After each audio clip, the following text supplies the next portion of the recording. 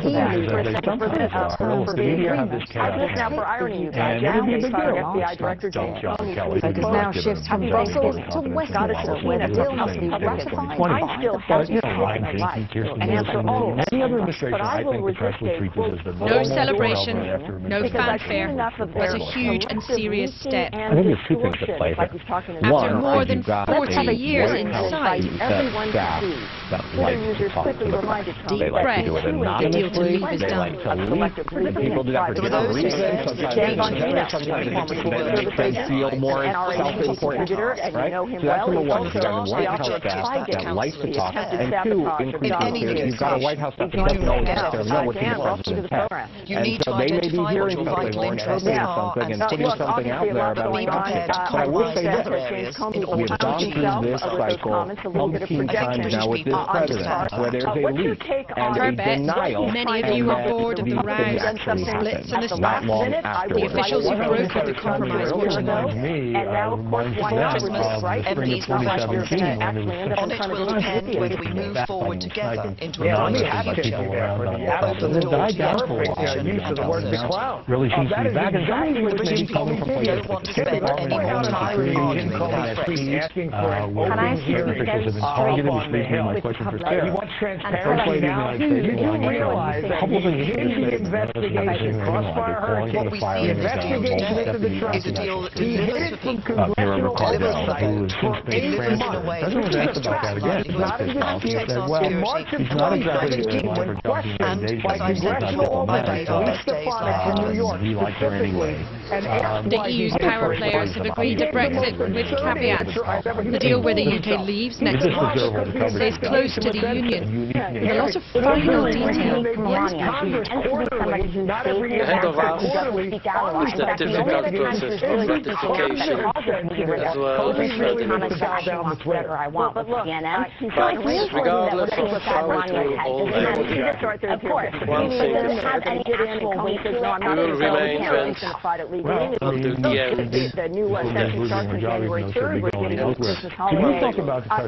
It's time for everybody to take their responsibilities. There's agreement to create the trust and confidence needed for negotiating our close and unprecedented future relationship. The agreement was hard fought on both sides, even though sometimes it feels like EU leaders still can't quite believe what's happening in front of their eyes. It's tragic that the UK is leaving after 45 years, Angela Merkel said.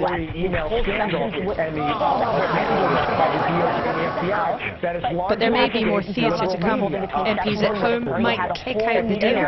Would they budge here then?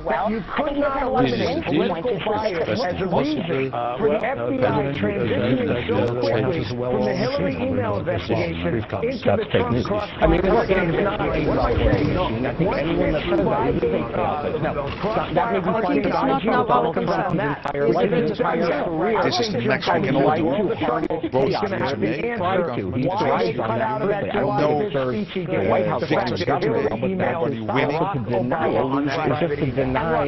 There have been many moments when it has not been clear that Theresa May would make it this far. But her next step is vital. Will determine her future and for the Prime Minister, there is now only one direction. She can't know if Parliament and the public will follow along. Laura Kunsberg, BBC News, Brussels. Turned out big for Mexico says it will deport around 500 migrants who broke through security and tried to rush the main border crossing between Mexico and the United States. Well, tensions have been high since the arrival of thousands of migrants earlier this month. Many departed from Honduras and Panama. They were fleeing poverty and violence. Earlier, I spoke to our correspondent Will Grant about the current situation at the border. Well, things have been getting back to normal after this very high-intense day in this city. The migrants set out on a peaceful protest, but they did get past a security cordon and then crossed a canal in order to reach the border wall itself, the border crossing itself. Initially, they just wanted to sort of make their point known that they wanted their asylum applications dealt with as soon as possible, but some, it seems, were perhaps intent on trying to get across if they could. United States side of the border responded by shutting the border down. We shut down in both directions, and tear gas was fired, and some of the migrants were affected by that tear gas. So yes, it's been a very intense, a very sort of elevated day in terms of the emotions. Indeed, the emotions are very high on the border, and for these migrants who are fleeing their respective countries, it will be a long wait to see if their asylum applications are indeed accepted by the Trump administration.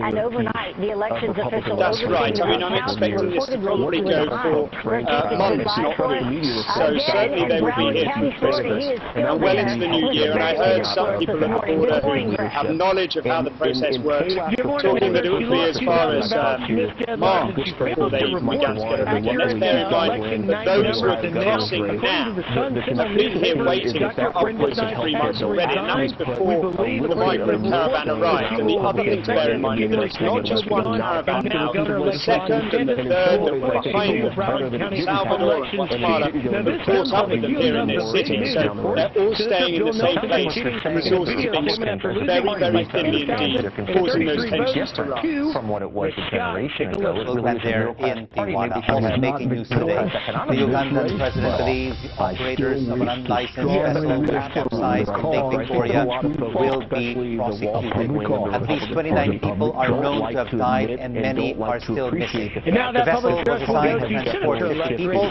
but it has been carrying more than double that. The deadliest and most destructive wildfire in California's history has now been fully contained. The blaze, known as the campfire, started more than 2 weeks ago. Firefighters were able to extinguish the flames following several days of rain. The fire killed at least 85 people and destroyed thousands of buildings. Almost 150 people are still unaccounted for. Rallies across Europe have brought tens of thousands of people to mark the United Nations Day for the elimination of violence against women. Marches in Paris called for an end to impunity for abuses. In Madrid, the names of 44 women killed in domestic violence were read out. There were similar marches in Italy, Greece, and Switzerland. Well, another big story we have been following for you, Fox News alert. At least 80 people are dead. More than 1,200 still missing in California's devastating wildfire. The Mars Inside Commander has been traveling in space for 6 months now, but landing on the red planet is far from simple. Most missions fail in the final moment. If everything does go to plan, the Mars Inside will study and monitor the depth of the planet, but still remain not able to and already devastated areas. So keep an eye on. Well, whomever killed an American teacher in Mexico will pay. Mexican governor vowing revenge in the Sinaloa cartel drug trafficker who murdered Patrick Braxton Andrew at the North Carolina man's remains just recovered after he disappeared on a hiking trip last month. It's unclear how Braxton Andrew was murdered or what evidence in his past implicating the cartel. Today, Saudi Arabia King Salman will give his first address since the killing of Jamal Khashoggi. Whether he will talk about the Washington Khashoggi was murdered on his number at the Saudi consulate in Istanbul last month. You mentioned the Kerch Strait. Really important because it's the only way into the Azov Sea. That is territorial waters. It's supposed to be shared by both Russia and Ukraine. They're both supposed to be able to have access to the sea. Earlier on, 3 Ukrainian vessels tried to go into the Azov Sea. They were blocked by Russian vessels, which Russia says that the Ukrainians went into their territory of water. They were blocked, and then there was this shooting, as you mentioned, 6 Ukrainian crew members were hurt. That's according to Ukrainians. Russia said that it was just 3 crew members that were hurt and not very seriously. So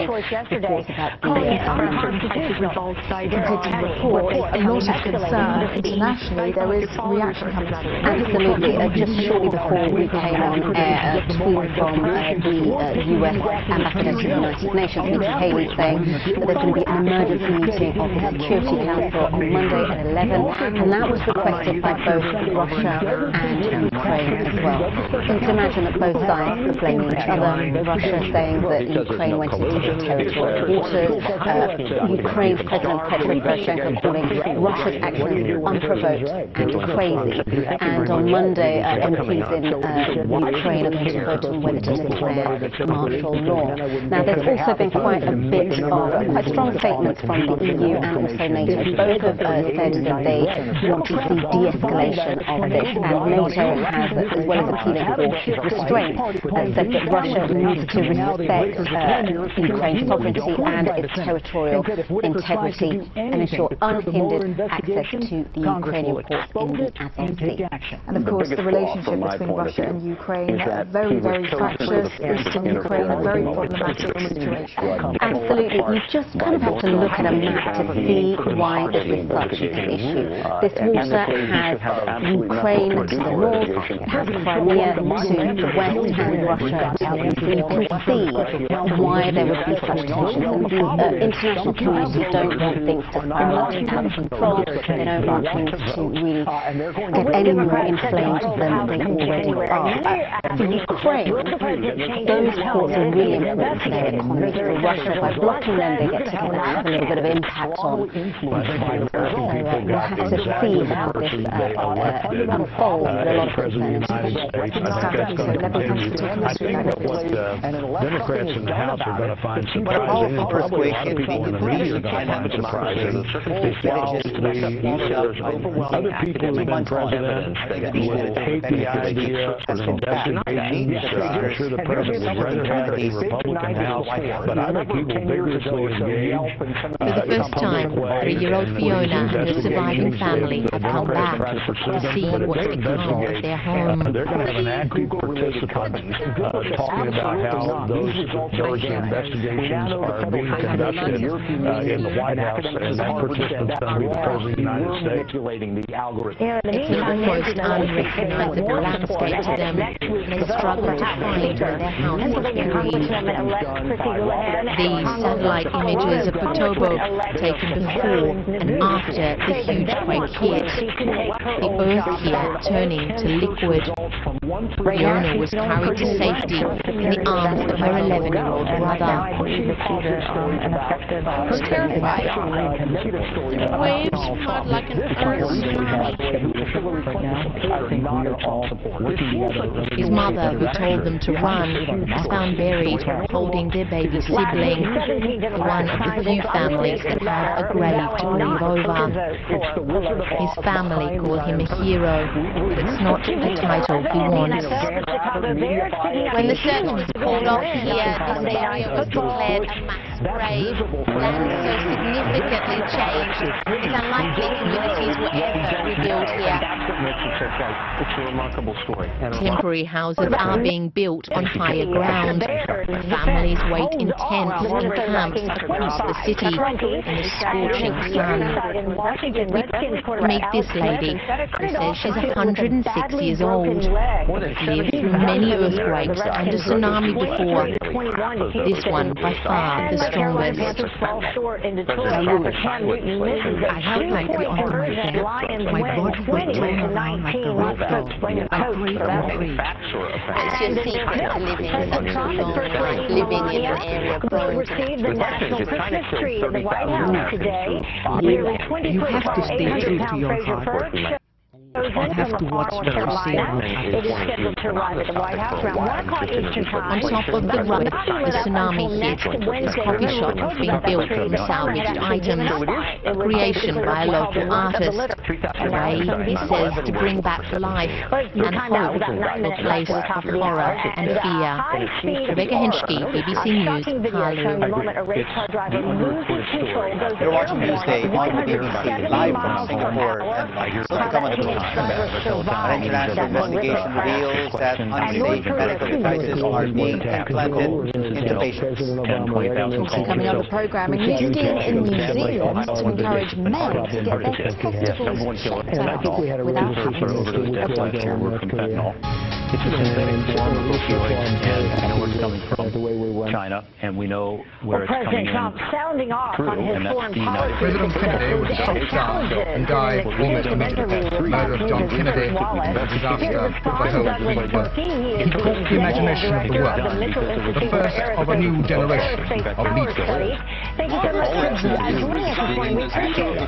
Thanks so much for having me. I appreciate it. Let's begin with what we heard the president talking about just there. And let's begin with North Korea and your thoughts. Angela Merkel is Germany's first woman chancellor, easily securing the majority she needed. To give diplomacy Attempts to fly off hot air balloon had to be abandoned after a few minutes, which nobody seemed to mind. One colleague put it, it's not hot air we need, it's hard cash. Cuba has declared 9 days of mourning following the death of Fidel Castro's to develop close ties with the Soviet powers. An alliance So if you look at some investments in air power systems to make fentanyl illegal, the B2, later on the B21, absolutely crucial to protect survivable, credible power. It's not just about North Korea directly, it's about how China resisting. Welcome back, everyone. You're watching Newsday on the BBC. I'm Rick on in Singapore. Investigation, let's the communication continue to ensure that we have a firm presence right behind China. Let's talk about Pakistan.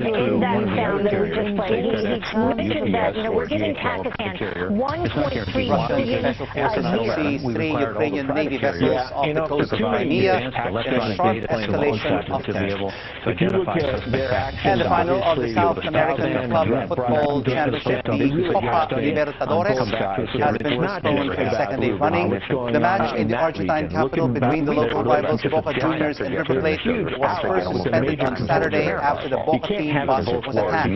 A number of players were hurt and taken to hospital. And so I think the president is right to drop the pages on the international page. Where we sit, we obviously draw strategies here. And what about Saudi Arabia? Because that, we've had heavy sanctions on Saudi Arabia, massive sanctions on a large group of people there at the same time. We have an ally that we want to make. Is now facing that uphill task of getting this package through a very divided over the last 2 years, we've done a lot. Because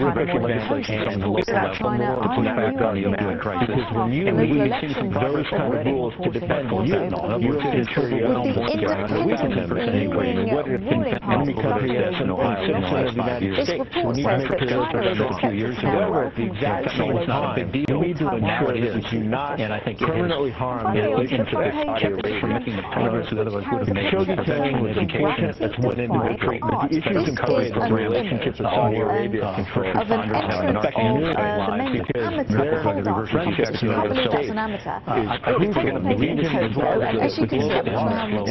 Spreading that news is going to be a gravity-defying policy where he's accumulating walking in green light. And finally, on Iran, the president claims that Iran has been fully weakened because what they did with Iran. And I think we should be tougher. I think we should actually be sent to bleed down the Chinese in this case. But the reality is, you got decades of offices, and if you don't permanent progress here towards near 11%, the president said leader of the state in China has had effect in that regard. You don't know deadly, and I think we need to let that dictate to play out. It's something that you should care about. Thank you so much for joining us. We appreciate your insight. We got through a lot there. Thanks for following this and thank you. Raising the awareness on 70,000 people died. Well, the time now is about 8 minutes after the top of the hour. He's a retired Navy SEAL who lost his eye fighting over a wake-up call for those in the media who consider themselves victims of the president's words. We'll look at how corporations are using their brand of gun control on America. You want to right now. Carly Simkus is here with the reaction pouring in this morning. All right, everybody, welcome back to our special Inside the first person in the UK to be fitted with a new type of pacemaker that sits inside the heart. But the battery died after just 3 years with doctors couldn't get it out. About her election defeat in Georgia, the South's gubernatorial candidate is now refusing to call Republican Brian Kemp the legitimate governor-elect after recently sat down with a lawyer for the safety reasons and says the NFL is fighting teeth and nails to avoid being patients were seriously harmed by the device were recorded. Our investigation also found an implant that was approved for humans despite failing in a study on baboons, and a treatment for children with curved spines that was untested on pigs and did refuse to concede being approved for use in the election was tainted, explaining democracy failed in the statistical survey, and that the results of studies should be made public. Will not get the recount he asked for. Jimmy Ayers on the left lost to fellow Republican Ronnie Campbell in the Virginia House District 24 primary. A local media outlet reports a committee decided last night not to hold the recount. We've seen some about how, they care a lot about well, he is a retired Navy SEAL who lost his eyes fighting overseas, and now Congressman-elect Graham Crenshaw has a wake-up call for those who consider themselves victims of the president's words. Tell us, give us the I would argue that our president is consistently disruptive in those very same press conferences, and I would argue that his because it's literally an attack. 95% of my players are African-American. 5% are white. The manufacturers None of them are headlines 24/7. Series Section 115 is here with the reaction online to that. And good morning, episode incoming Texas Congressman Dan Crenshaw, who lost an eye in combat, reminding his fellow CBS panelists what it really means to be attacked. Let's see if we get some reaction to this on social media. There we have it. And some folks who contact with comments are now weighing in. One Twitter user says, at some point we need to get away from the idea of attacking ideas when your position opposes another legislator. It should become an opportunity for debate. Words really do matter. Another person on Facebook just says earlier I was joined by Graham Woodside from the word attack than most. And Michael on Twitter also weighing in said, fully supports it's like a shower cubicle that men go into from the shower curtain, and attached to the shower cubicle there's another cubicle that where there's a medical professional in there, a urologist or a GP, and when the man goes into the shower cubicle, he pulls the curtain around, he drops his pants, and there's a little hole in the wall down sort of between the thigh and the waist, and the medical professional puts his hands through there and performs an examination of the testicles. It's really quite straightforward.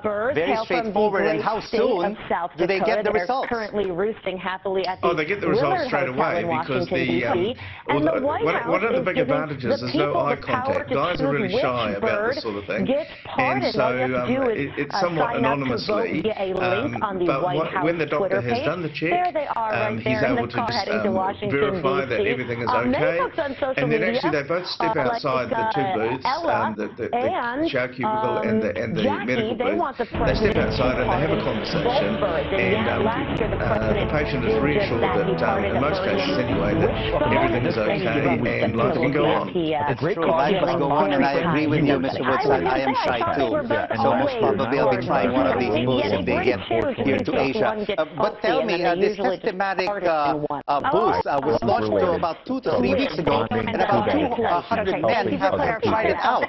What has been the feedback? Are they feeling more comfortable with it, especially with the privacy issue? Well, we were really surprised because we launched this at a show here in Auckland called Big Boys Toys, where there's lots of fancy cars and motorbikes and boats and barbecues and all those sort of things that guys get excited about. And we thought it was just a bit of a gimmick, and it would be a great way to get a conversation going about guys. It is bullshit. And we had about 200 guys actually line up there to go through the booth for physical check. You've been watching Newsday, you gotta have yourself checked sooner rather than later. Thanks for watching. Today, coming up, we'll be seeing why online shoppers on Cyber Monday could be getting more than they bargained for, as criminals are getting more skilled at hacking into people's online accounts.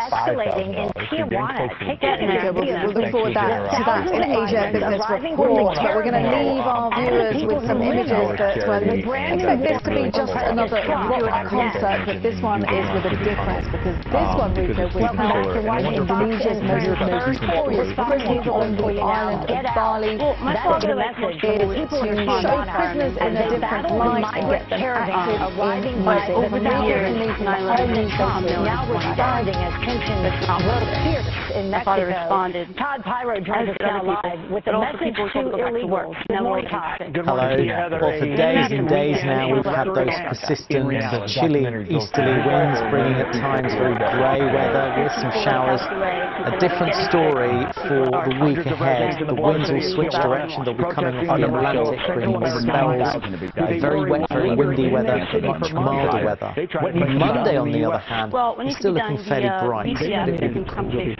So this is what it looks like in the early hours of Monday morning. Still the winds blowing out of the east. You can just about make out the arrows there. The weather fronts are behind me out in the Atlantic, some hundreds, if not 1,000 miles away from us. Ahead of that, the weather is quiet. Some touch of frost in the countryside, but in city centres it's around 3 or 4 degrees first thing on Monday. The forecast suggests on Monday that many eastern parts of the UK will be cloudy. There will be 1 or 2 showers affecting the northeast of England, maybe Yorkshire too. If you live in western areas of the UK, there will be plenty of sunshine. So for western parts of Wales, the Lake District, into western Scotland, the weather's forecast will be fine on Monday. Now, early on Tuesday, we'll see the first weather fronts advancing. We'll see winds freshening in southwestern parts of the UK, and then the rain reaches us. So this is around early in the morning, reaching southwestern England, Wales, then eventually Northern Ireland. And by the middle of the afternoon, thinking is that rain will be across central parts of the UK, but many eastern parts of the country will stay dry throughout Tuesday after some mist and fog in the morning. Wednesday, low pressure is well entrenched with our weather. You can see a big low there across the North Atlantic, stretching almost from Iberia to Iceland. We're right in the middle of this area of low pressure. These winds go, gale force winds around many western coasts, severe gales in places, so they're really strong gusty winds. And on top of that, we've got spells of heavy rain. Now these are the average wind speeds. To get a gust, usually double these. So that means maybe 40-mile-an-hour gusts inland, for example, in London, much stronger further north. Look at the temperatures, 14 in London, double figures even in Scotland. The low pressure is still with us on Thursday. Weather fronts spiralling in and towards the centre of the low pressure, bringing us again spells of heavy rain. Here's one spell of heavy rain during the middle of the afternoon. It would have been here in the morning and sweeping during the day northwards. But behind it, you can see there will be some breaks in the cloud, breaks between the various bands of rain. Still mild on Thursday, relatively still, but it really won't feel like it because of the strength of the wind. And guess what? There's low pressure over us on Friday once again. The 17-year war in Afghanistan. The terrorist group is demanding sanctions relief, the release of prisoners, and recognition of a political office in Qatar. The White House could be in for a shake-up set to shape the news agenda. President Trump says up to 5 positions are on the line, including that of Chief of Staff John Kelly. Original perspectives on the days of but I'm proud of what we did as well. See the bigger picture as it emerges. Weeknights at 10:40 on the BBC News Channel. Now we're going to move forward. The president reportedly also considering removing Homeland Security Secretary Kirsten Nelson. But if there's a report about where I live or what I do, it usually sounds like this. He wants her to be. Well, maybe even this. Well, switching gears, The BBC Young Reporter competition was changed to PA between 11 and 18 and a story you think you tell. BBC can only tell you. Logano winning the final race of the season at Homestead Miami Speedway after barely making the playoffs. He beat out last year's champ Martin Truex Jr., Kyle Busch, and Kevin After 20 months of negotiations, EU and now we're going to switch gears back again. Democrats' first order of business next year is now on Westminster, where the deal must be ratified by the British Parliament. Congressman Jerry May has very kindly airing his party unstable quote, saying, do we really want to go down that road of Ukraine saying, quote, this would be a staggeringly bad idea. Here to break down why Democrats want to raise taxes is Peter Reed, he's the former chief economist. Trending online, New Zealand's Thank you so much for joining us as always. We appreciate it. Which allows men to have their Good idea, bad idea. Why would Democrats want to do that? Well, it's a bad idea to raise taxes. Donald Trump is raising American economic growth to 3%. And that's remarkable given the record of done by cutting taxes and deregulation. I guess the Democrats, as they always have been, are anti-free enterprise, anti-progress, and just looking to cast divide the world forward. So how is it to begin with? Democrats apparently are hoping to undo this Republican rule that would make it difficult for those for the House to vote to raise anyone taxes. How would they do that? Well, the majority party Brexit's big day in Brussels. EU leaders approve an agreement on the UK's withdrawal and future relations, but plans will face a major hurdle in the UK Parliament. Cyber Monday warning, why today's internet shopping bonanza will be a gift to online criminals and hackers. How much I appreciate You know how Democrats behave, you know, let no crisis go on. Good morning, Asia. Hello, world. It's a Monday, the start of a brand new trading week. Glad you could join us for another exciting edition of Asia Business Report. I'm proud to start off with Brexit. The EU leaders have approved an agreement on the UK's withdrawal and future relations. Well, the deal was struck during a short meeting in Brussels. And negotiations, which began in March last year. British Prime Minister Theresa May urged both Leave and Remain voters to unite behind her plan. If people think somehow there's another negotiation path, that's not the case. This is the result of what is being tied and technical negotiations over a significant period of time. And it's been said, this is the deal to the table, this is the best possible deal, it's the only possible. About raising interest rates. You have to remember, we have a lawyer running the federal reserve basically doing it off of guaranteed. Europe Watcher, Simon Muller, and he's very methodically. There's something in it to annoy everybody. You know, the Brexiteers who feel that the UK should completely leave Europe in order to be able to make free trade deals with the rest of the world will not be satisfied, because under this deal the UK remains bound by European rules for at least 2 years or possibly longer, and those who want to remain, of course, what happens next, Simon? Well, what happens next is the UK will have to decide what it wants to do, and there are a couple of options. A lot of people, including me, hope that we'll go for another referendum, although it has to be said there's almost nobody in the House of Parliament who currently supports that. The alternative is that Theresa May makes a further vain attempt to try and renegotiate the terms. But she's right. The terms of this negotiation have been set right from the beginning by Europe. You know, the UK is just one voice in 27 nations, and unlike the rhetoric, contrary to the rhetoric during the campaign, it's simply not possible for the UK to obtain a deal where it can essentially not be bound by any of the But on the other hand, Simon, what will make the UK Parliament approve this deal? Well, that's a very good question. The UK Parliament is divided right down the middle, so it's very hard to see an outcome that's going to please everybody. I think that the need for unity in the Tory party is very likely to see a majority of Tory MPs support May. And the issue then becomes, what does Labour do? And it's not very clear what Labour will do at this point.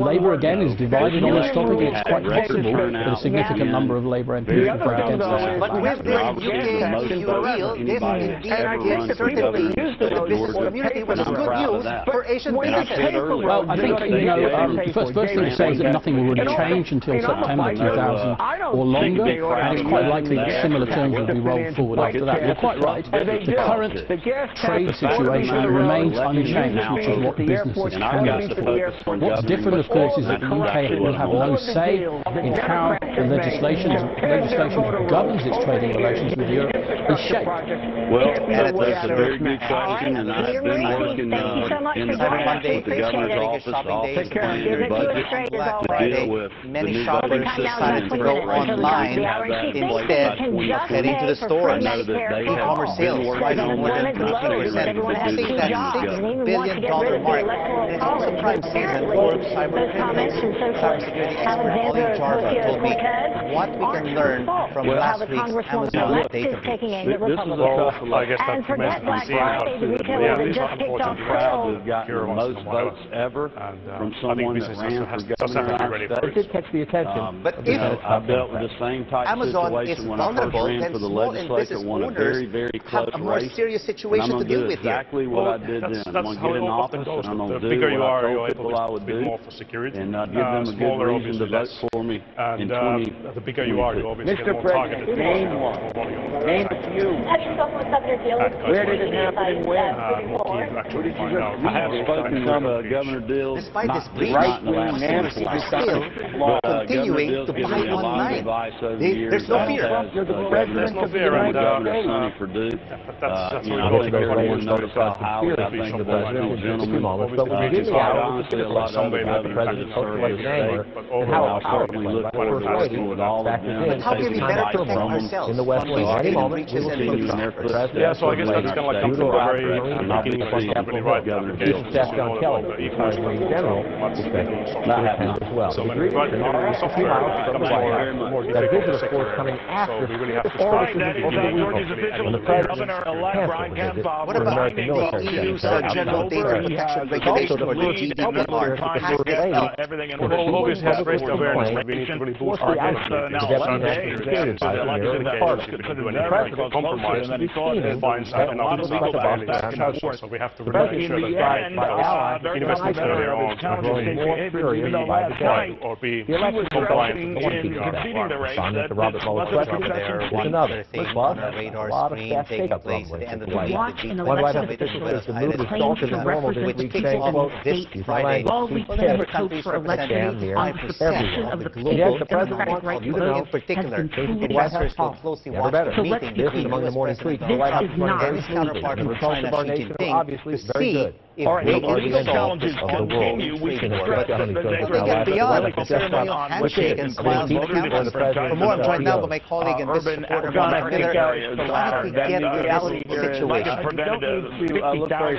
Whether these two are actually going to have some sort of ceasefire over this trade dispute. Now, how have we arrived exactly at this stage? Well, the U.S. hit China with 3 rounds of tariffs amounting to levies of about $250 billion worth of goods. Now, Beijing retaliated with levies on $50 billion of U.S. products, and they have plans for a further $60 billion. So Mr. Trump's 10% tariff on $200 billion of Chinese products is jumped to 25% by January, unless the deal is reached between the two. Now, the trade war is a stark contrast to last year's G20, where they had a message, and this was a pledge they made to resist, quote, all forms of protectionism. Was a revised declaration was sent out a few months later after dropping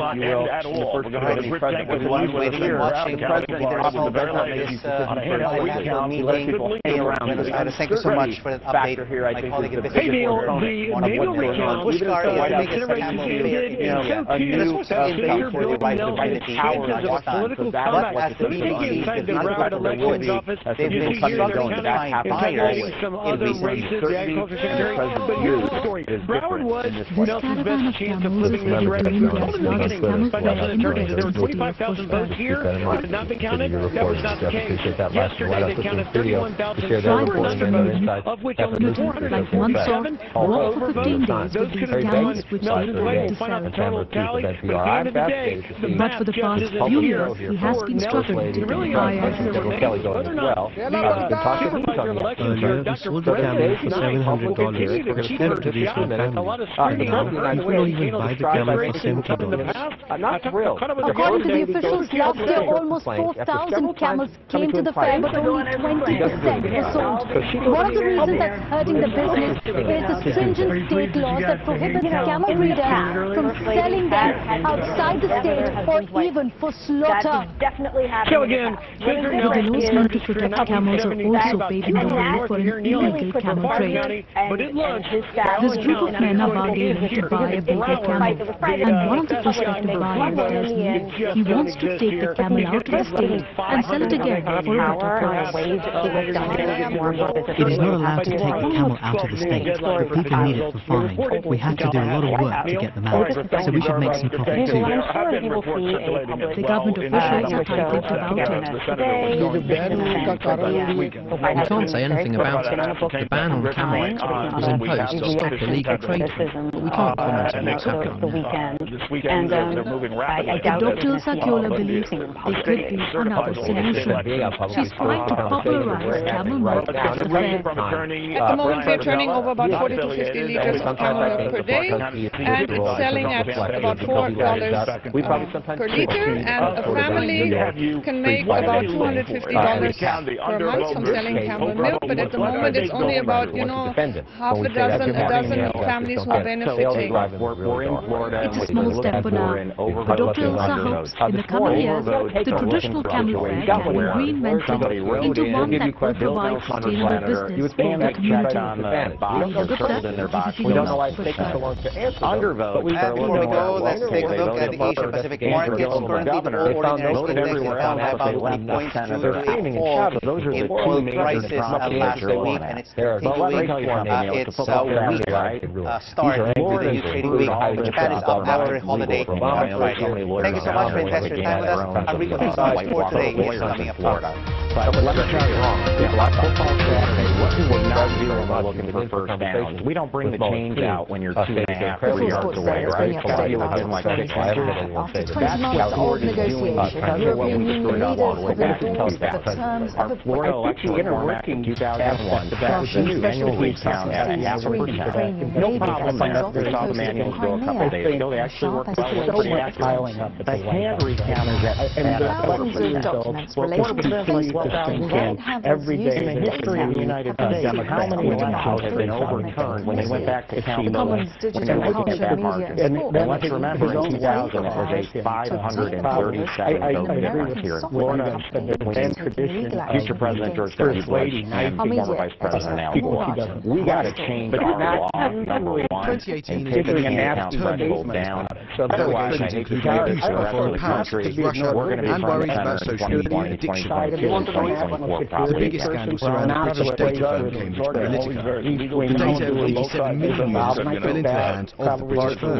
Facebook accepted responsibility for the error and apologized. Now a US firm, 643, has launched a legal action against Facebook. 643 was held on Facebook advisors who sort of users friends' data for cyber that language to defend and the results of but then the fact that it wasn't sort of a one-day. As part of the lawsuit in California, 643 obtained thousands of documents for Facebook, some of them sensitive. Now it's likely to MPs in prison has acquired those documents and have on Tuesday, which represents an additional 7 hours. These are really serious important issues. I think Facebook is slow to realise how seriously we take the topic and how other parties around the world do as well. And we're going to use the powers that we have to try and get as much of it. Facebook said that for a research company is completely unmerit, and as an ongoing case, the documents should not be published. However, under parliamentary privilege, the committee says it reserves that right.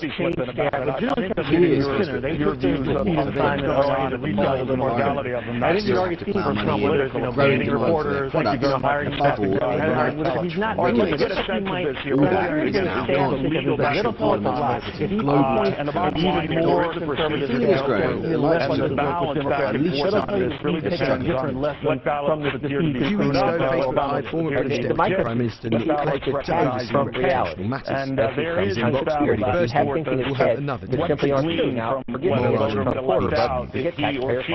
As always, we've got lots more on all of our stories on our website, so you're very welcome to get in touch with me and some of the team. That's not that. You pay for them. We're not eliminated. We're not voted on. Universities on Sunday study. They were. So they tried to sort that out. Again, a long way from getting it done, but they're going through this. Hello there, I'm Jonathan Tollett, and this is Sport Today, live from the BBC Sports Centre.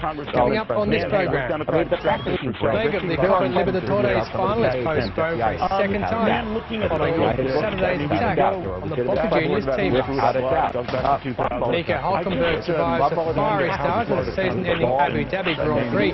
He's won by world champion Lewis Hamilton. And Ireland's Johnny Sexton is named Player of the Year at the World Rugby Awards.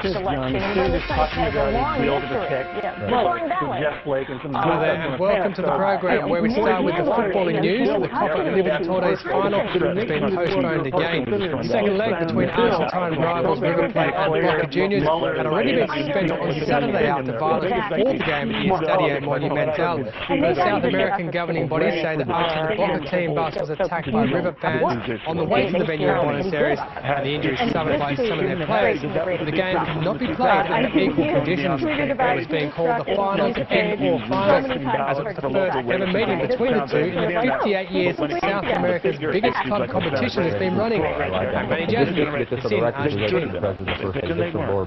This match was in doubt ever since the first rock was thrown at the Boca Juniors bus on Saturday.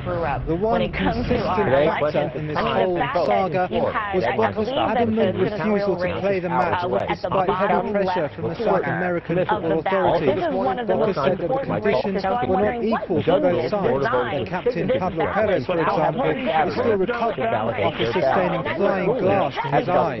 In the end, the head of South American football, Alejandro Dominguez, agreed with Boca's decision, and a new date for the match is expected to be announced soon. Manage asked me BBC News outside an empty Monumental Stadium in Buenos Aires. At St. Anne's Stadium, Boca Juniors have also been speaking to the media. Club's head coach said it would have been impossible for them to play the match. What